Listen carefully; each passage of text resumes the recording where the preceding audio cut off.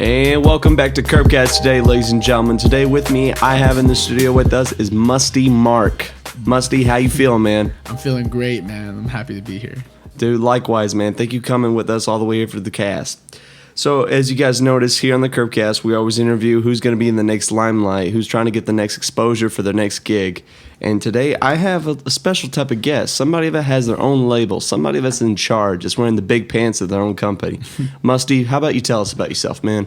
My name is Musty Mark. My original name is actually Mark Slegamelik, and it's a long last name. It's kind of crazy. So a lot of people just kind of know me from that. If you knew me, people back in high school and stuff would be like, "Oh, that's a long last name," and so I would always get not teased, but people would notice that about me. So the first thing I did was kind of try to cut that off, and I put Musty Mark in front of it. And from that, I mean, everybody just knew it was different, and I knew it was different too, because who calls himself Musty? Right, yeah, it catches on really easy. Yeah, so the first thing is and that's exactly what I did when I was about 16 or so. I did Musty Mark, and then put the .com. I got a domain name, and that's pretty much how I got my name out there nice. first. And me, I guess I think of myself as just a little bit of everything. I've booked shows.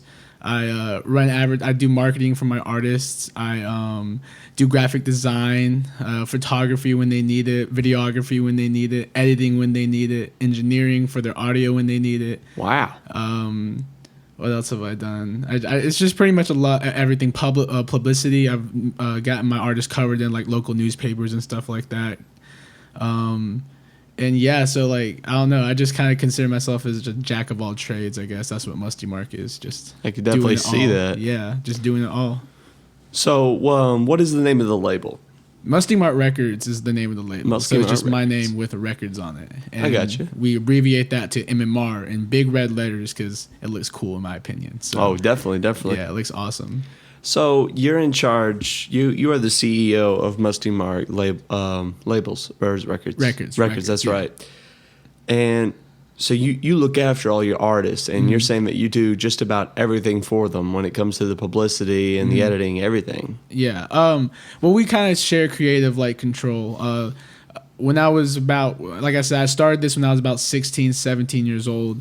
And I was one of the first kids to actually take audio engineering seriously, because I was making my own records back then, just posting them out on SoundCloud, and I just wanted my stuff to sound better.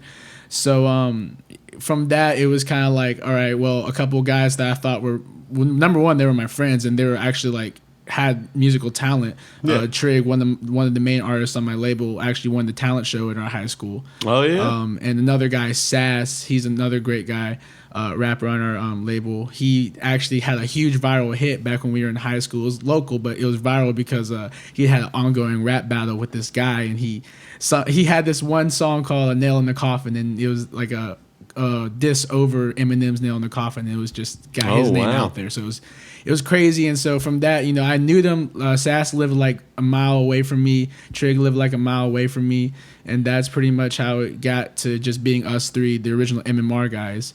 And we kind of shared responsibilities on mixing music. I would teach them how to mix it, do a rough mix, and we would shoot our own videos. Trig was actually had background in editing videos from what's it called, montages from Modern Warfare and stuff like that. Yeah. And so he just knew all about how to cut stuff right.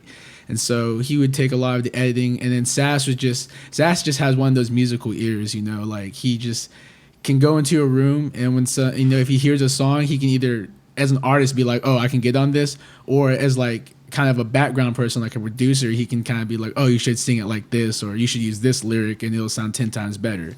So like I said, I run everything, but at the same time, those two original artists kind of work as directors in their own way. They mix their own stuff, shoot and edit their own stuff. I of course book their shows and put stuff together for them, but they kind of do all the creative things. And I used to do that, but they kind of do it themselves because they know how to do it now. Very, very cool. So you're combining all your strengths together, and it comes out pretty nice, I'm assuming. Yeah, no, it's great, man. Back home, we're based in Asheville, North Carolina. I live in Orlando, so it's kind of a weird thing because everybody's well, how do you manage people if you're not there? And I'm just well, luckily, I have an awesome family. Like my family is, I would go ahead and say, is like top 10 in the world. They actually really support all what we're doing. I mean, my room pretty much is the studio at our house, and even though I'm not living there, my mom allows them, my parents allow the guys to go over there and do whatever they want. With like make their music, That edit is their very videos. nice. If they need to like shoot photos and stuff, we live in the rural North Carolina, so we have like a large piece of land that we can just they can just do whatever they want on, and from that, like I don't have to worry about how are they getting their music made, who's doing what. I can just worry about like, all right, I can do the business, which is luckily nowadays with the internet, mostly almost all over phone and email. Like everybody's talking. Like I can literally book them a show with somebody I've never seen. Like I've never like looked at them face to face, and that's how we got our first show at the Orange Peel, a nationally recognized venue in Asheville, North Carolina. And I'd never even met the booking or the booking agent at the venue until the day of the show. And he was just like, oh, it's so good to put like a face to a name. And like he was like so excited because we had like 350 people come out for our very first like huge show that was just for Trig. That's a good start, definitely. Yeah, it's definitely, and like I said, it's been like a real increase from where we were. We were just a couple of high school kids who were like, oh, we make some records that people actually want to hear. A lot of people didn't really rap back then in my city, but like ever since then, like everybody's trying to be an internet rapper now. Yeah. And so it's like I'm flattered that I kind of started that, but at the same time, it's like, all right, now we have to like kind of differentiate ourselves from like everybody else. You got to stand out these days. Exactly. So that's what we're really trying to like focus on now. And of course, like I said, with me down here, it gives us another area to even work with. Trig came down here this past summer. To just see the area where I was living and stuff, and I actually booked him a show at the Back Booth downtown Orlando. Oh, cool! And being a young guy, I didn't really know the mechanics of promoting and stuff like that in a new city. I'm so used to working in a city where I kind of know everybody, I can get the right places. So when I did it here in Orlando, it was kind of awkward because I didn't know a lot of people. So we only had about 30 or 40 people show up. But at the same time, I learned a lesson from that. It's like, okay, well, clearly I'm not ready to move my artists out into a bigger city or like out into an area that's not North Carolina. Yeah, you got to definitely build connections, before, you just start moving into a new territory. Yeah, exactly. So and it's just, like I said, it's been all been a learning experience. Like, I just went from booking a few shows for them to actually like handling the money to, my parents helping us out, like giving us like little loans here and there for like shirts and stuff or website domains or whatever like if we ever needed something big, they would like kind of be like, okay, here's this, pay us back as you guys make money.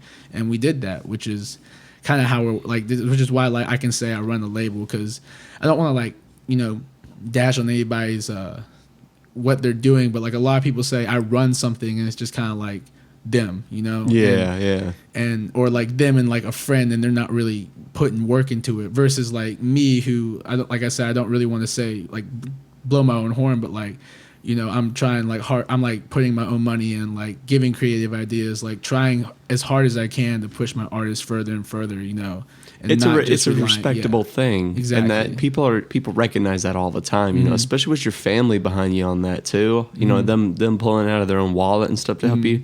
That they notice that, I'm sure. Yeah. And at the end of the day, they're going to give you credit no matter what, Exactly. Yeah. And it's like I said, it's really great to see like over time how people started really supporting us. Like, we released Trig's very first mixtape. Like, it was just something that we stole the beats from YouTube. We put them on a CD, and we put we made some CDs with just like little crappy like paper covers, sticker covers, and sleeves and stuff.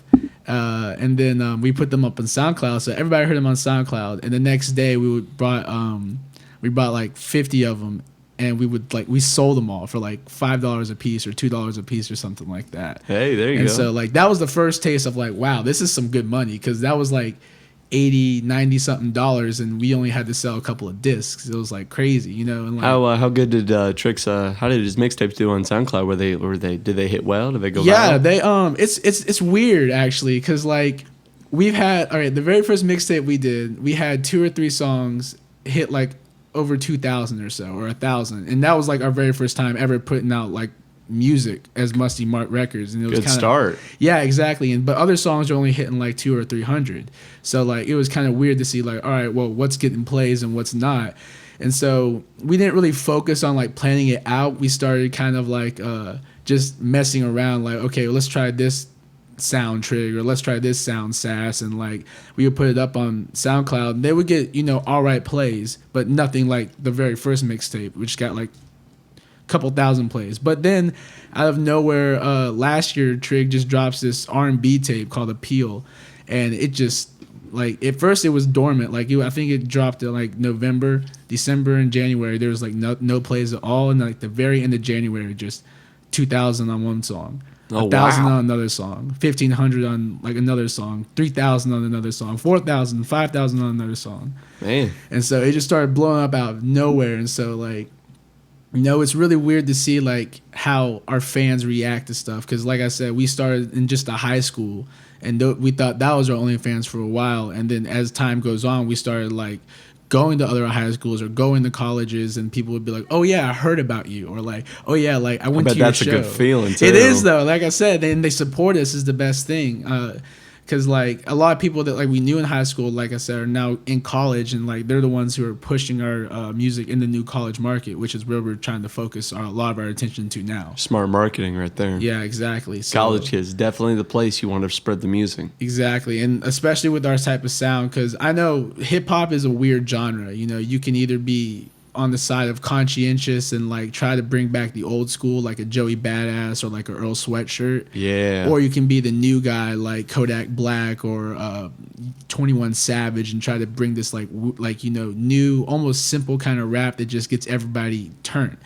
And so for us, that was like a challenge of trying to figure out, and it's still a challenge of trying to figure out, okay, what is the image that, you know, these guys should be? Because, you know, these artists that are huge, they have a certain image, and that's what draws people to them. Like Earl's a great dark kind of rapper, and that draws a certain fan to him. 21 Savage is like this turned druggy type of club music, and that draws another fan to him. So like that's what we're trying to figure out now, is like, okay, what draws? What are you bringing? Yeah, what draws?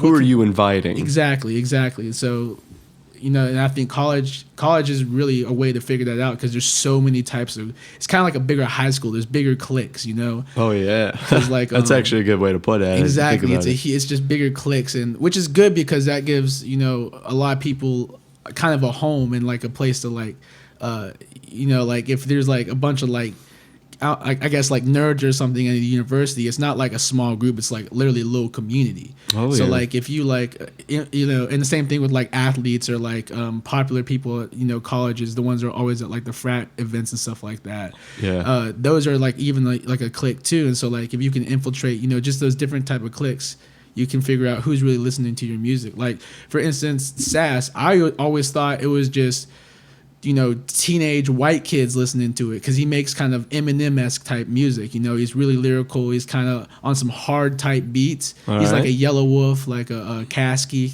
type of a sound. But it turns out a lot of girls listen to him too. Oh. And I was like, wow, like that's interesting, because like I really didn't pay attention to that until we had like shows, and like until we started like looking at, okay, let's look at his followers, like who's following him on Twitter and like Instagram and stuff. And so we look at all those type of things, and that's what we're, like I said, we're trying to figure out now, is like, what are we bringing to the table, and how can we package it all up and deliver it to our fans in like the best way. I gotta say, you got the right eye, Musty, for when it comes to the marketing table. I'm really impressed on how that you're figuring out what to infiltrate, how you're spreading it, and analyzing it too. And you started all this in high school. Yeah, high school was a weird time for me, honestly. Isn't it for everybody? Yeah, it was super weird for me though, because like I said, my family, they support us because they kind of come from money, like, and I don't try to like, you know, hide that. I'll never try to hide that, because they support us 100%. So like during high school, I was I've always been kind of a smart kid, you know. I've never like I hate being in like regular classes because everybody has to be at the same level, you know, be taught at the same level. So I would get bored with work really, really easily. It was either I got it really quick or I didn't like want to learn it at all because it just didn't interest me. And that's how I've always been. You know, I'm Hispanic and I've never learned a lick of Spanish because Spanish just doesn't interest me. It's weird, but it doesn't. I just like the English language a whole lot. I understand. So, but yeah, so during high school, that's kind of how it started out. Was like I didn't like going to school, so instead of going to school, I would just sit at home and, you know, figure out how can I make my music sound better. Because I used to want to be a rapper really bad. I got into rap when I was like 13, 14 years old, and it just like blew me away. And so I was like, and like I said, I love like words and I love lyricism. So when I found out there was a genre where it's literally just lyrics that you have to listen to, that's what I wanted to do. And so from creating my own little music like thing, when I was young, like when I was like 13 or so, at 16 and 17 and 15, instead of going to school and being in school all day, I was at home just working, just recording myself and learning how to mix, or trying to make a beat, or learning how to mix a beat that I've stolen from YouTube. And I did that for a few years. And then also during that time, I was really into like a party scene, you know. I was like 16, 17, hanging out with like 20-year-olds and people in college. So I had a kind of like that college-esque mindset of like the easiest way to get people to listen to your stuff is through a party. Or like if you're giving them some form of entertainment and your music is there associated with that entertainment. In my way, it was just throwing a party in my basement when my parents weren't home. And I would just be playing my music instead of the popular music, or mixing it in with my music. Yeah. And then you wait for someone to go, dude, who is this? Exactly. Either that or they're like, dude, shut this off. This sucks. Which happened most of the time with my music, but I ain't care. Cause you're like, yeah, I know. Some garbage. It's Pandora, dude. I'll switch it. I think it's YouTube. It's an ad. It's an ad. But yeah, so that's pretty much how it like kind of started in high school. Was I was just throwing these little parties. I would have my music, not like Trig or Sass. This is before Trig and Sass, and I was actually going by Pillow Lips at the time. Pillow Lips, because everybody makes not fun, but everybody points out I have like not normal size lips, you know. So I had like a little logo and everything. It was funny, but that was like my first foray into the business. And then once, I don't know, Musty Mark just came along somewhere. I honestly forget where it came. I just know it came from Twitter, from a hashtag. And then I guess everybody just started calling me Musty Mark. But there was like a certain point, but I can't remember. But yeah, so that's pretty much how it started. Like I said, I taught myself mixing and mastering and all that stuff. Everybody saw I was taking it super serious. And this whole time I'm still skipping classes. Like we had class from 8 to 3. And I wouldn't be there at all, honestly. If I did show up, I would just show up for one class, and that'd be for course class, because I love music. And that music teacher there, shout out Bob Johnson, is one of the reasons that like I'm here now, is because he made me believe like the music, like nothing else but the music matters. And like even like, and I was like I took chorus seriously too. Like it was something I loved. My parents have always been musical. They used to be in the orchestra. They sing in chorus. They know how to play like 3 or 4 instruments themselves. Oh, cool. So like I've always been around music, and then having like that other like that teacher like influence, like telling me like, you know, I love classical music. I can't read a note, but like I love it. And he noticed like my love for music, and he was just like, he was okay with marking me like there, even though I wasn't there, or even though I hadn't been there all day, because you're supposed to report that to the principals when your student shows up for only 1/4 of the day. That's the good teacher so, right there. Yeah, he was really just, and like I remember a lot of times, because I was, you know, screwing up in school just because of like I was in kind of like that party mind state, and he was like one of the guys that like, you know, sat me down, was like, you're smart, like you know what you're doing, like kind of with this music thing, like don't screw it up, like you're gonna do something, just like either stick to education or stick to this or something, like just don't screw it up. Just don't be a party animal. Yeah, just don't be a party animal, pretty much. And then like, you know, of course I still was a party animal, but that stuck in my head for like a long time. And like I like to think that like, you know, my that time gave me that, you know, chance to feel like what it's like to be a party animal and stuff. Yeah. Like in high school, I got that all out, because here in at college, you know, I'm only 20 years old. I'm not like trying to find the move every Saturday and Friday. I'm not like when I go home, of course, I like to, you know, go out and see my friends and like, you know, maybe a party or two, but I'm not, if I'm there for like a week or two, I'm not like out every single night trying to do something. You're improving your craft and your marketing right now. Exactly. Yeah. So like, and it's all about just sitting at home and like, you know, looking at what I can do to improve my future. And then when I'm 25 years old, I'll be partying in LA with like Diddy or something, man. I don't know. So that's the way I think about it. It's a good way to look at it though, Yeah. Musty. I like how you have it with your mindset. It's just, you know, people, they want a taste of fame and they want to get there and stuff. But you know, it's what you put in is what you're going to get out. Exactly. And having your high school teacher reach out to you, yeah, you still partied and stuff and got crunk and all that, but it's good that that's set in your mind, you know.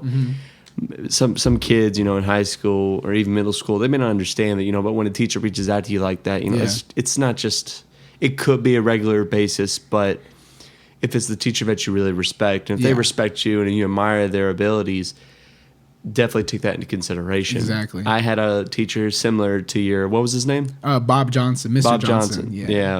Mr. Kirk, he was we had a recording studio at my high school. Oh, that's dope. And I was in that thing all the time. I was trying to pick up left and right. When I heard about Full Cell, I was like, oh, I'm going to go into RA and stuff like that. That changed a little bit being in, because I was also a theater kid, so I'm now show production. Dope. Yeah.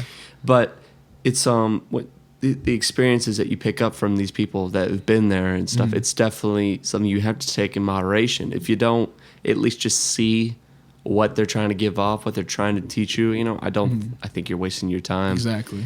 You know, not everybody's a fan of high school, but you got to pick something up. Exactly. Yeah, that's the point. And you sitting here, you're only 20 years old. You got your own label. You got people under you that support you. Not just saying your family, but you got your fans. People see you live. They want to know what's the next thing that Musty Mark Records comes on and spits out. It's, you know, it just sounds awesome, and I can see that your emotion about it is just fire. You just love talking about it because all you're literally doing is just growing right now. You can only go up from here. Exactly. It's so fun. So I like that. Very, very neat. I appreciate Short and that. simple. I like where you're going, man. Yeah, man, it's fun. So let's go and talk about a little bit more about you, about your family and where you're from. Tell us about hometown. Okay, well, I'll start from the very beginning. I'm from Guatemala. I'm an adopted child. I was adopted at 16 months old from someplace outside of Guatemala City. I was born in 96. So from 14 months old, I was adopted by my parents, Cheryl and Cliff Slegamelik. And I have two half sisters. One lives with me. She's 3 years younger than me. And then I have another one that's a year younger than me that I've never met. Oh, wow. She got adopted by a different family in Spain or someplace in Europe. And so I've never met her in my life. It's crazy to think there's like, you know, blood from like, you know, blood, like family blood across the sea somewhere. That's it's very crazy. cool. So so I live with my little sister. I lived in Beaufort, South Carolina. Like kind of near Charleston, if anybody ever asked me where it's at, because people have no idea where it's at. I mean, there's like, it's near Charleston or it's near Paris Island if you're military. And I lived there till like 11, 10, something like, till like 5th grade, you know, I guess. And you know, during that, I think that time, like my childhood was like kind of what really set the foreground for everything, because, you know, I'm like reading now, like, you know, like your early childhood is like really where you kind of like set the things that will be you in the future. Yeah. And I'm like reflecting on that, and I'm really thinking like, wow, that's so true, because I'm sitting backstage now as a manager, you know, 20 years old, like my own thing, my own artist. Like 17, 16 years ago, when I was 4 or 3 years old, I was sitting behind backstage in an orchestra, like in like a huge orchestra hall, because my parents were in the orchestra. Yeah. And so it's like it's really weird to see how, like, you know, there's still constant things in your life. Like here I am, you know, 16 years later, and I'm still kind of doing the same thing. And so I really count that, you know, time as like the point that really kind of grew me, because not only did I have my parents have a musical background, but the first thing was they always push education on me. Yeah. Like, and that's, I really I really don't take that for granted nowadays. Like, when I hit high school and like kind of realized, I can't go to like the 4-year college that I wanted to go to, I was like, well, what can I do now? I dropped out of high school because I never finished high school, if I didn't mention that. I just got my GED in 2015 and was like, I'm going to go to Full Sail because that's my second choice because I know there's people like me there. But yeah, so my parents pushed education on me, and like it affects me here at Full Sail, affected me in high school, and it affected me now because it just gives me that curious, like that curiosity about stuff. Yeah. I know a lot of people that, didn't receive that kind of like push for education when they were younger, and they're not as curious as everybody else. They're just kind of like, they just let people tell them what's cool, or let people tell them what's like the thing. You're only on this earth once, man. Yeah, Try to get as exactly. much knowledge as you can. Exactly. And so like, my parents I was like reading by like 2 or 3 or something like that. And so like I said, my parents pushed that so hard at me. Nowadays I'm so happy because I don't feel bad about opening a book. I don't feel bad for like spending hours just reading articles online. Because it paid off when you were younger. Exactly. You had great parents that taught you. It's like, hey, these are unique skills, and I promise you're going to use them. You're going to nail at them, especially how hard is it. So they were on you all the time about grades and such? Yeah, when I was little, it was weird. My parents changed a lot. They're actually kind of older. I was adopted when they're like 40 something, so they're older. So like when they're like, that was kind of, I still considered them young back then, and so like they were young. My dad got in like a crazy accident when I was like 6 or 7 or 8, where like he basically had a motorcycle like destroy like his left leg, so he kind of has like a limp now. Yeah, and so he has like a limp. So like that really changed like the whole way I was raised as a child, because at first me and my dad were like super active together all the time. And but like, now he's like, and then he just kind of like couldn't do as much of the things he used to do, and so like it kind of like drifted us apart because we like lost interest in some of the same things we used to have interest in. Right. Like he was a police officer, so he went from like being out in the streets to becoming like an office jockey, and he hated that because he just had to sit on a computer. Yeah. But me, on the other hand, because I was around that, like in his office all the time, I love computers. I like sitting on them and like getting on the internet and just you like still exploring. found something that you could still share with him. And Exactly. have Well, that was the experiences. thing though. Like he didn't like the whole computer thing. He didn't at all, and like I liked it. So it was like that kind of thing that started like push me forward, even though like it wasn't the thing that was like making me and my dad connect. But we still connect over a lot of stuff. But Yeah. I just noticed like that kind of stuff is like what pushed me towards like being more technology driven and stuff like that. Because like I said, I love computers. We were lucky enough to have like internet and like computer games and stuff like a long time before it was like common for everybody else to have. Yeah. And so that was really big. And then I don't know, like I moved to North Carolina when I was 11 or so, and that was weird too, because by then I was starting, up to that point I kind of let my parents control my life, and then when I kind of started getting the sense of like I'm different, like as in like I'm smarter, I'm Hispanic, but I don't have like what's it called, Hispanic qualities. I don't have an accent. I don't know any Spanish. Yeah. It kind of set me apart from like a group that like You stand out, and you noticed it. Yeah, and it's weird. So like I kind of struggled with that at first, and then I started to kind of rebel around that time we moved. So like I was growing my hair out long, like it was down to my back. I was wearing like black hoodies, all this weird, like I was into like Hawthorne Heights and what else was I into, like Under Oath and Nirvana and just like all this like different kinds of like grungy rock, which they didn't listen to. Before that, all my music had been radio, like soft rock from the 80s and 90s. Yeah. And orchestra music, because that's what I was around. That's what my parents played and what they played on the radio. Which nothing wrong with. Yeah, exactly. I love that music. Like I said, that early part of it made it stick with me. But I started figuring out what I liked musically, and I was drawn to like hard rock, like screamo and stuff like that. It was crazy. And so from that point, like that was like my really rebellious stage. Like I said, I was listening to that music, trying to like act kind of punk goth or whatever. And I was in North Carolina in the middle of like a kind of a conservative Southern Baptist area. So it was kind of weird to be brown and emo and listening to like crazy music. And One I hell wasn't, of a yeah, standout. I was crazy looking, but everybody knew my name. So And that's the good thing too. That was Exactly. something that I wanted everybody to know when I was growing up, is to everybody know who I was. Yeah. You know, I wanted to be popular, not as much as being the center of the stage at pep rallies, but just people knowing who I am, people Exactly. talking good about me and stuff. Yeah. And you nailed it. That, I'm assuming. Yeah, no, I mean, it's weird. Like, I've always been kind of a talkative, friendly person, but when I was going through that rebellious stage, like, I was still talkative and friendly, but I was really introverted. You know, I didn't like to go out because I didn't want to. I was living in a new place. I didn't want to go out and explore. I wanted to like stay inside and watch YouTube videos. That was back when like YouTube started coming out, and I wanted to play Halo 2 all day and Halo 3 all day and all that stuff. Like, I just didn't want to be outside, and I played so much. Like, that was like my gamer type of time of life too. Yeah, I was playing World of Warcraft and Guild Wars here and there, and Halo. I was playing like, you know, the not the MLG circuit, but what was it, game battles or whatever. I was doing that like really hard, so it was just a weird time for me. And the whole time I never thought of music as like the thing I wanted to do. And I think you and I were pretty hooked on that thing. Way younger, I was addicted to video games. It got bad to the point where I wasn't allowed to play during the week except like Wednesday nights. Damn. Because I guess my grades were being affected by it. But like, you know, being surrounded by all this entertainment and stuff, it just makes like, dude, I want to go into video games. I have all these ideas I want to get to. Exactly. But my grandfather, who I don't talk to him as much, sadly, but he just the biggest musician I've ever met. Yeah. He could play any instrument besides blowing air into an instrument.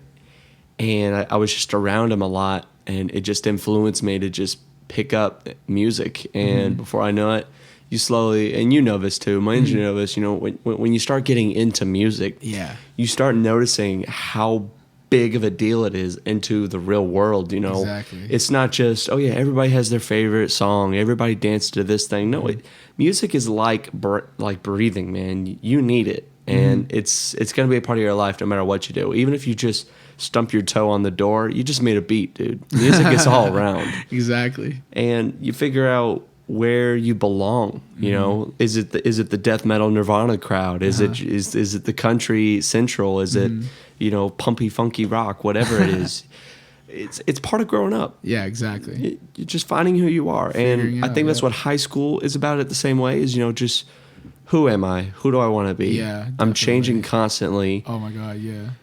It's a learning experience, and I think music can be nothing but just an exaggeration to it. Exactly. I definitely agree with that, man. I definitely agree with that. Oh, the point I think I was trying to get across was that, yeah, I wanted to get into music too. Yeah, that's what I'm saying. Yeah, I was like, oh, I damn, totally feel dude, you. the drums are the bomb, dude. I like these things. Yeah. I'm a drummer myself. Oh, for real? That's And dope. I've been playing for like, I think about almost 10 years now. Wow. And I just love being on stage. It's just a good feeling, and I think I prosper at it. I think it's probably the best thing I can do next to talking to people. I respect that. I tried drumming one time. It was hard, so I quit. The one thing I always hate when I hear people playing drums, they go, "Oh, I got no rhythm, dude. I don't have any rhythm. I can't do it." It's like, dude, you have rhythm. You Yeah. just got to sit down and find it, man. Yeah. If your heart beats and you can fart, guess what? You got rhythm, man. Just find it. So, it's amazing that what you do, and the people that you have support, because support is such a huge key especially in our industry, man. Like, we want to make it to the top, and it's going to take a lot out of you. I know a lot of parents are afraid of their children, you know, wanting to get into, especially the music industry, because it's risky. You don't know what's going to happen. One minute you may feel like you're on top of the world, but then before you know it, you may have lost the chance. Yep. So a lot of parents ever really discourage their kids to be like, oh, no, go be a lawyer, go play football, go do something else. But I don't know. I admire that your parents, even that they help, you know, pay for a lot of things, for merch and, you know, getting gigs, and I'm sure stuff like transportation, all that came into play. It's really cool out there. Shout out to your folks, man. Definitely, yeah. And they adopted you when you were only just wee bitty, I'm assuming? Yeah, I was 16 months old, so like literally That's beautiful. year and 2 months or something like that, 4 months. Cool. So what age exactly did you start, you know, feeling the thing for music? Well, for the age, there's two different points in my life where it was like, okay, I love music, and then there was like, I want to do this for the rest of my life, music. Okay. I love music was, I guess, from the womb. I mean, I came out and I just loved music. I liked hearing radio. I liked hearing chorus. I just grew up around music. Like I said, my parents and everything, like it was just always around. So I can't even like pinpoint the exact day. I just knew I've always had an interest. I just love it. You know, it's just, if it's just sounds good. I don't care if it's country, rock, a stick in the wind or a leaf in the wind. As long as it just sounds pleasing to my ear, I just love it. And so that would happen for like at least 13, 14, 15 years. And then I'd probably say around the time that I discovered rap was where I really figured out like this is what I want to do. Rap was your your gateway. Exactly, because you know, just like a lot of like the old rappers, like the great ones like Biggie and like all the 90s guys, like they, and even no, not even them, the OGs like DJ Kool Herc and all of them, like from the 70s and 80s, like they never like learned an instrument. And I could like, you know, I felt that because my parents tried so hard to get me to learn violin, piano, saxophone, clarinet. I can only imagine flute. coming from an orchestra family. Everything. Luckily, I got. Do you like the cello or you a piccolo? I took violin lessons for a year in 5th or 4th grade, and I don't remember any of it. They've tried so many. Like I've learned how to read music and learn how to do and like write music. Like likewise, sheet music, man. Yeah. So many times, and I still can't do it. I told my mom, I was like, because my stepmother, best thing ever. She when the family got together and everything, when the Brady Bunch basically is what we would call it, when we came together, she was like, because I have 3 other siblings. All right, she's like, all 4 of y'all need to pick a sport, and I need you to pick an instrument to learn. I was like, oh, okay. And I stuck to football because I was freaking huge. Yep. And then when it came to the instruments, I knew right off the bat what I wanted. I wanted to play the drums. I wanted to figure it out. I wanted to learn the drum set. Yeah. But this teacher, I don't know if she said something on accident or he saw me and went, hell no, this is what he's going to do. But I started on the xylophone, and I wasn't really jazzed up about that. Yeah, but I'm not going to say that I regret it because that xylophone taught me a lot. Mm-hmm. Because learning how to play the bells in the xylophone, I learned how to read music. I learned how to write music. I was so stoked when I figured I could play all 12 damn scales and all that. And I just remember, I'll never forget this day when I did the last scale, and then I had to do some symphony piece or whatever for I forget what it's called, but when it's either middle school or high school, when you have to pick a piece and you have to go to a room and you're stressed out as hell. Yeah, and they're watching you. And you gotta, and they judge you hard. And, you know, I did, of course. If you hit the sharp instead of the flat, you know, you're effed. Yeah, definitely. And I remember when I finally nailed it down, he went, "All right, Kirb, you're good." Well. And I was also learning snare drum at the time, so I knew all the paradiddles and the rolls and the flicks. And then when he was just looking at me, he goes, "You want to," and this was about a year in advance, too. He goes, "There's a drum set behind us." And he was like, "You want to learn how to play that?" And I went, "Robert, I'll be honest. About a year ago, that's what I signed up for." And he went, "Are you kidding me?" I was like, "No." And he's like, "Let's go." And I learned how to play left-handed. I learned how to play right-handed. So cool. It was like finally a dream came true. I guess I was just a hush and shush type of kid. You know, I just was do what's told. Exactly. Like I'm not from a military family or anything, but I was taught respect and stuff. I mean, if I think about it now, I don't know if I was just afraid to go, "Hey, can we learn how to play that awesome thing over there in the corner?" Yeah. I mean, I don't know, maybe I was afraid it was going to hurt his feelings, but it's I know about how our people are pushing you on for different instrument stuff. All this is a more respected thing because if you know how to play the xylophone, you know how to play the piano and stuff, and that's what my mother did. Later in our life, my grandmother buys us a baby grand for our house. Oh, nice, beautiful. And then my mom got all 4 of us piano lessons. Oh God! And guess who asked for that? You? None of us? No one wanted to learn how to play piano. We all thought piano was cool. I'm really the only musician. I mean, my little sister, she can play violin, but she put it down. And one of the little brothers, guitar, he put it down.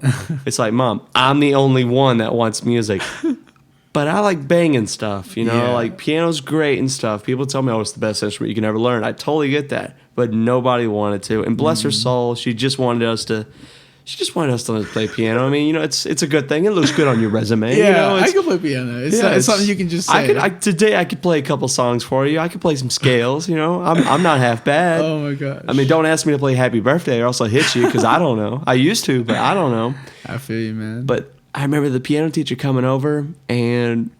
Bless her soul, dude. All four of us, we didn't show any interest. We didn't show like any improvement or anything. I feel you. That's how I was, and my parents were just pushing me for that stuff. I just felt bad because my mom would sit there with the piano teacher. She just wanted to see me learn it, like see how happy I would be when I learned it. And I'm sitting there like I have to hold my hands up, like I don't want to do this anymore. Like I have to do this over and over because I'm like 8, 7, 6 years old, whatever. However old. Oh, that's really young too. Yeah, I was young. I was like 8, 7, whatever. They wanted to turn you in one hell of a genius. Yeah, they wanted to do whatever they could to keep me in, but I just never liked learning the instrument. I just couldn't do it. And it's not their fault, you know, because you know you're adopted and stuff, and it's beautiful that they did such a thing. Yeah. But you know, I'm not gonna ask why. You know, they didn't have children of their own, but it's. You know, I'm sure they saw it's like, you know, we want our daughter or son, that we want them to be part of our life, and that's orchestra, that's beautiful music, that's long indeterminate pieces and stuff. So I can see where they were getting you on violin, piano. Yeah. What else did they try to make you learn? Well, my dad played clarinet, so there's that. There's violin, piano, the flute. What else? The guitar. And we're not bashing any of these instruments either. It's no, I respect everybody that can pick them up and do amazing things. Dude, playing an instrument enough is awesome. Exactly. Like if you can literally sit there and make beautiful music, I don't care what. That's awesome. But me personally, I just had at that time and even now, I tried to teach myself piano this like last summer, just couldn't do it. Still, I just don't have the self-discipline to like learn it like that. You know, and it's weird too because I love like the science of sound too, like in science of music. I like breaking it down and being like, oh, that's that chord, or like, oh, that's that chord. Or, that's the same kind of like chord that so and so did 10,000 years ago, and it's here in modern day and stuff like that. But yeah, I just, you know, when I learned that rap was pretty much just a beat in your words, and I was more of a vocalist anyway. Like I was a tenor 1, tenor 2. I did tenor 1 and then tenor 2. In high school when I was in a musical. So I like singing, but I didn't want to do that. When I figured out that, you know, rap was just like you could literally just say words in a rhythmic type of way and like do a lot, and like again, like going back to English, like making words just like make people freak out in their heads and stuff because they're like, oh, how'd you do that? It's cool. Like I remember one of the classes that I took for Full Sail and stuff. We were talking about the nature of just human and beats. You know, like people physically do dance when it comes to just listening to the beat itself. And you know, it's just like, you know, you shake it when you hear the kick. You know, and that snare. Oh, that snare feels good. People, that's a human trait in itself. And I feel like rap is kind of a similar thing with beats because. Personally, I'm a rock and roll addict. I love this stuff, and I do like rap. Today's stuff, I'm a bit iffy on. You're definitely the old classic stuff. I agree with you. You pay your dues for that. But when, even I would see that rap is just when you can feel the style, and that when they're spot on with their words and right there on the beat and just feel it. I feel like it's a human thing to just not to like it. Like it's hard not to like that thing. Like you at least gotta give respect. You know, if you're just a hardcore opera listener, and if you hear Young Thug, you're probably not gonna be much of a fan. But you listen to Young Thug, dude, the dude's got it on the point. And you know, at least somebody be like, hey, I like that. Just give respect to it. You know, not my taste, not my cup of tea, but dude know what he's doing. I recommend keeping it up. Good job. So I think rap is kind of a similar way. Exactly. No, I totally feel you. I've done a lot of research on rap, and it was based off of like, you know, slave like chants and stuff like that. Even if you go way back to like Africa, it's based off of like what's it called, battle rhythms or stuff like that. I don't know. Like it was like the way that like the tribes would communicate with each other with like music and loud noises and stuff like that. I can't remember it, but yeah, so like it's derived from just being, you know, a beat and spoken word and just like not relying on like musical sounds, really just relying on like your voice and whatever the beat's coming from. And so that's, again, like it was just so simple. Like it's like, wow, I could really just go. Number one, the internet was there, so I could just go steal a beat and then I could just write my music to it. And my music was just words. And, you know, And that's what really, and I was like, what, 14, 15, 13, 14 when I started getting into rap. Because up until that point, believe it or not, how amazing my parents were, they hated rap. I was actually going to ask that. Coming from an orchestra family. They despise, and like, I don't want to say anything about, the South, but my parents were kind of like, well, they're from the North. Well, my mom's from the South and my dad's from the North, but like they were both kind of like brought up where places like where African American influence doesn't really touch them. Like my parents were like both brought up around like a lot of makes sense. Yeah, makes like sense. a lot of white people. So when I started like showing, like even from a young age, like they would turn off the radio if a rap song came on, or they'd always drill into my head like that's bad music. Like all they do is like pretty much how people used to do rock and roll. Like it's all drugs, sex, bad words. Yeah. And like you don't, and like the the life they're living isn't good either and stuff like that. And when they see that their baby, after all the time that they put, and they want you to learn sympathy. I can't speak today, but they want you to nail Beethoven down. Yeah. But instead, when you start listening to Tupac, I bet they were like, "Oh my God, no!" That and the all more the thing we rock didn't music. want. That and all the rock music was all it was. Like even when like I said, when I was in the Hawthorne Heights, like my dad despised it because Under Oath is honestly my favorite. Even though they came off as a Christian band, my dad was like, "This is devil's music. This is they're screaming like you can't understand a word they're saying. Where's the music in it?" I remember one time I brought an Under Oath CD to my music class when I was in 5th grade, and because we had to find music that had a beat, and I played one of my favorite songs, and my music teacher was like, "There's no beat to this. Like it's just it's like drum like it, or not like the rhythm would just change all the time. There's no like standard rhythm," and he was trying to teach like rhythm and stuff. Yeah. So like it was crazy, but so like no, like that was the first like time that like I had met like resistance from like my parents, other than like video games and stuff, like from music. Like they're like, don't listen to that. And so they let me listen to hard rock and for a while, but like even at that point, like when I was listening to that music, I didn't like rap because of that early childhood, like don't listen to it. So I didn't like it either. I used to like say I was the kid that was like, oh, rap stands for retards attempting poetry and stuff like that. Dang. So I was like really not into it. And then I don't know, just one day, like it was like back in my 7th grade class, I just met this kid and we just like clicked, like we didn't know each other before because I was in North Carolina. This was like my 4th or 3rd year there. But we just clicked, and like he was from he was an African American, he's a black kid, and like he instead of like the music I came up on, he came up on like R&B and soul and rap, and like his parents had like his parents and grandparents came up on like all the 90s and all the 2000s rap. And so that's what he started sharing. He started sharing that rap with me, or that music with me, and it just instantly was like, I don't know, I just liked it. And the very first album I bought was Rick Ross's album, Deeper Than Rap. And then ever since then, it was just different. Yeah. Hooked, man. Hooked. Yeah, because like I had been exposed to like the first exposure I can say to rap that I really took seriously was Soulja Boy and with the Crank That and stuff. Because like I think everybody my age can say like that was their kind of first exposure to like a song that was huge. I mean, other than like the 2000s, but like to me at least, the internet age kid. Dude, I remember Soulja Boy. Soulja Boy was that guy. That went across the country, dude. Exactly. So that was the first thing, and like so I kind of can say my first exposure to rap was Soulja Boy, but the real first like time I wanted to get into it was like when I heard like Rick Ross and stuff like that. I got you. And so, but wanting to learn about rap, I learned I ended up liking what was popular at that time, like Lil Wayne and stuff like that. But learning about rap, I learned that like there was generations of rap before that. There was Biggie, Tupac, guys from the 70s and 80s, like the Run DMC and stuff like. I had never known that because I had never known rap at all. So I went back from like listening to like 2010, 11 music to like listening to 90s and music stuff like that. And so I just basically taught myself rap pretty much. And from that, like, that mixed with the passion I had in my teenage years to start pursuing like a rapping career kind of turned it into like, yeah, that's what I want to do for the rest of my life. Either music or working with music. Gotcha. Yeah. I definitely agree with that as well.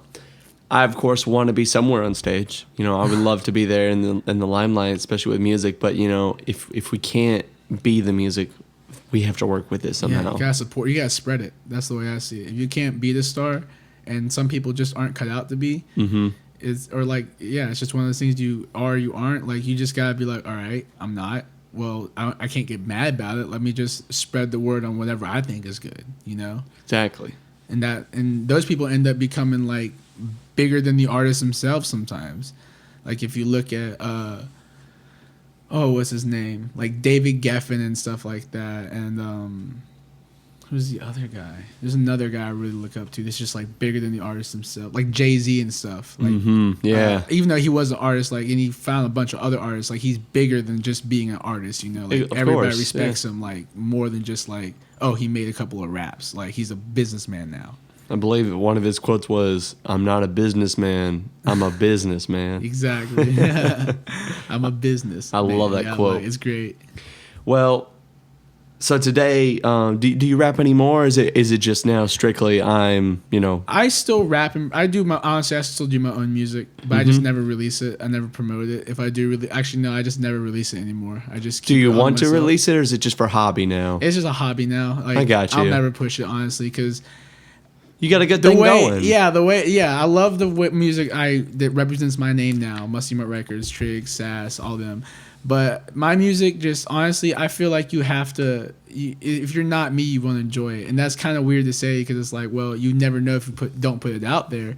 But it's like I used to put out my music all the time, and I took it all down once I really started focusing on my artist. But I don't know. I just don't think that people would appreciate it as much as I do because when I hear something, like it's just one of those things where you actually create it, you're gonna love it 10 times more than anybody else ever will. Yeah. And it's just like I don't want to like be like, oh, like no one's good enough to hear it, but it's just more like of like I love it so much that this is like my thing, and I just want to keep it like to myself. I can respect that. Yeah, totally. It's just and I'm like, you'll always get like I'm always listening to like my artist music, but like I listen to my own music all the time. And everybody's like, oh, is this you? Or like, what's this? And I'm just like, yeah, that's me. They're like, where can I find it? I'm like, nowhere.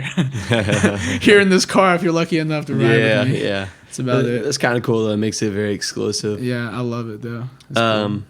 Well, for what time we have left, we're going to go a little bit more. If you want to just tell us a little bit about Musty Mark Records a little bit, like, you got some social media stuff you want to share with us? Yeah. Oh, so yeah, Musty Mark Records, based in Asheville, North Carolina, Western North Carolina. We have a website, www.mustymark.com. We have official Twitter, everything official, like where you can go and it's a landing page for all of our artists. So if you just if you just Google Musty Mark, I'll pop up, and Musty Mark Records will. But the main people on we have 3 signees. Technically, what is it? There's 2 rappers by themselves, and there's 1 group. So it's like, I guess, like 5 people on my label. But so you can look up Trig at 828 Trig. You can look up Sass at Sass 828. There's Ken Trips at Ken Trips 828. I have a guy named Chris Angel, which is cool. His thing is at 828 Chris Angel. I mean, we're honestly all at MMR PYP or like honestly, like I said, just Musty Mark Records anywhere will pop up. I got you. You got quite a few people under your label, huh? Yeah, like I said, they're all. Yeah, we have Trig is our main rapper guy. He's pushing the pop rap. We have Trip Gang that's kind of like the underground but still kind of pop, like kind of banging beats type of rap. And then I have a guy. We just have this guy. We just got him actually. It's kind of like a mini project for me. His name's Lee Kwan. He's more of a positive rapper. Positive rapper. Yeah, he doesn't talk about drugs and stuff. He talks about real life stuff. He tries his hardest not to cuss or like really make like regular derogative type of thoughts that regular rap would about drugs, sex, and all that. He really tries to do uplifting stuff and real life stuff. And it's cool that you have your designated rappers for these different type of crowds too. Really smart. Yeah. Is Marky Mark is it just a rapping label? Musty Are you open to more? For genres? right now, it's just rap. Okay. And it'll stay rap for a while. I love all genres of music. And that's what I tell people all the time. But being a business, I can only work with people that I know will make money, and I know because rap is what you're good with. Yeah, exactly. I know that. Like I said, I taught myself rap. That was the first thing I ever taught myself was rap, And so I know the business. I know who's listening to it. I just know a lot about it. And so for a while, I'm going to be, and honestly, it's just me. Musty Mark Records, even though it sounds like a business, it's just me. I'm the one who, like I said, I'm the one who's booking the shows. I'm at the shows, managing. I'm making the shirts. I make the designs for it. I do everything. So it's just one person right now. And as long as it's just me, and I'm probably going to stick to rap, even though I love like good indie rock and good jazz. So yeah. That's pretty much what it is. Like right now, I'll probably just be rap for a long time until like we get bigger and bigger, and I can start signing stuff without worried about it. Well, stay comfortable and work with what you got, of course, especially with the rap game itself. You sound like you know what you're doing, and that you have designated dudes to shoot to different types of genre or like feeling, because today genres are turning more into moods than anything. So definitely good job on that and pushing it there. And all these guys, I'm assuming it's just guys, but all these people that you have under your label and stuff, you take care of them, and I'm sure they appreciate for what you do, and the merch and you being there for the shows. You sound really responsible for it. So I just want to congratulate you on that for having somewhere from starting from just Weasley High School, and then here you are now in Orlando, and you're just spreading your guys out, and you're planting your roots, and you're just going to get bigger. And I love Orlando too, especially I love Full Sail. As much as some people in the school can knock on it, there's like a lot. Of course, there's a lot of people who love it, but there's always those people who knock on it. I love it because of the fact that everybody here has a dream. Yes. And I've been fortunate enough to meet how like people like you and people like Jamie, who understand okay, I can like help people's dreams come true just by putting this together like that. Shout out to Jamie for finding KirbKast the sweetest guest ever. And exactly. And so like here I've actually had Full Sail students help me. Like we use an engineer from Full Sail. We have a couple of cameramen that come from Full Sail and an editor that come from Full Sail that do our music videos now. So it's cool too, because even though North Carolina is a long time, like it's like an 8-hour drive, we still make the 8-hour drives to do stuff. Like the Full Sail kids I know, or the Full Sail friends I have here, they came with us these last 2 big shows we had. That's awesome. Did the video and did the editing for it. So it was pretty awesome. Yeah. Full Sail is just nothing but a talent of just or a pool of talent, man. It's just so cool what you have to work with. All the people that you meet around here, it's awesome. Yeah. For the people that I have just helping me working on the show for KirbKast, it's amazing of who I found. Exactly. I love it. And I just wanted to say, like, to everybody that like, kind of feel like, I don't know, that everybody just feels like they can't do something, you can. Oh yeah. And that's the best thing about Full Sail. You can be used somewhere, man. Yeah, you can be used somewhere, and that's really the best thing about Full Sail. Whether you're majoring in for show production, video games, film, dude, everybody can use it for something. Exactly. That's what's so smart about the program. All right, so before we sign off, Muskie, I just wanted you to go ahead and just give our fans some advice, especially being from the leader of a record label. For the people who listen to the show, I'm sure they would love to pick up some tips for what you have to tell us. What advice could you give to the listeners? To just do you, and to always to never feel bad about putting any resources, whether it be emotion or money, into something you believe in. Just never be afraid of that, because I know a lot of people that are trying, and they're trying to do things like me, and they're sinking their own money into it, and people hate on them, and I don't hate on them. I see what they're doing, and I respect it. Like, even if you're the guy who goes out and buys a $40 camera to start a YouTube channel, or if you're the guy who goes and buys a USB microphone to start rapping on his laptop, or you go buy anything like just something beginning, you're starting something right there just by saying, I want to put my own resources into it. Whether just go out and do it and believe in it and don't care what people say is the best advice I can say, really. Just do it. Nike. Do it. Just do it. Well, Muskie Mark, we appreciate your advice, man, and we thank you for coming on the show, man. We appreciate it. Thank you. Man. Thank you for having me, man. Oh, mic hit. Fail.